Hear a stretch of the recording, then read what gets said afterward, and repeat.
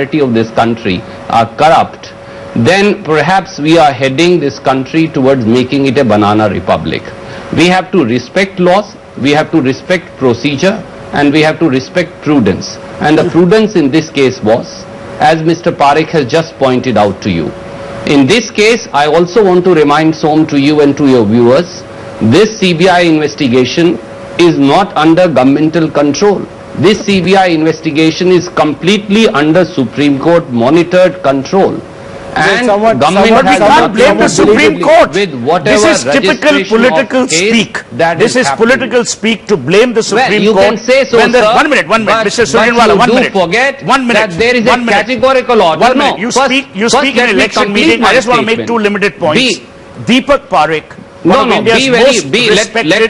you said I was listening to you, so please have the patience to listen to me. Let me play a politician today. In this case, I'll interrupt. Categorical direction has come from Supreme Court. I will come back to you next. Government would not interfere. Yeah, Randeep, I'll come back to you next. You know why the Supreme Court has to run the country?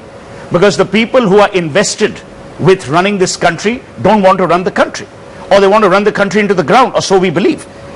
Deepak Parekh, one of India's most respected and admired corporate leaders, made a very interesting and telling point today.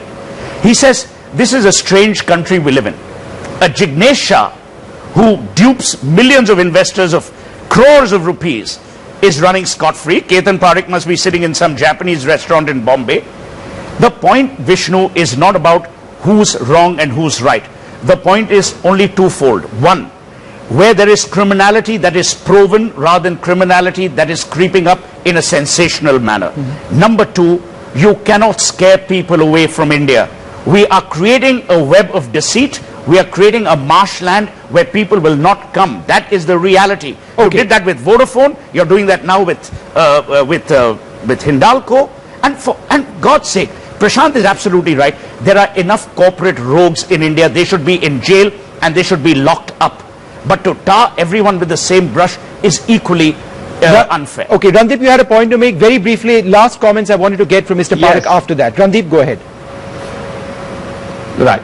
So just two very quick things. Number one, the naysayers or the doomsdayers in this country and the skeptics in this country, and with due regards to Mr. Seth as also to Mr. Bhushan, if we continue to question everything, if we continue to say all systems are demolished in this country and the edifice of the constitution and democratic governance is a farce, then brand India can never progress. So let us change our mindset and start believing in the very edifice of India as it stands.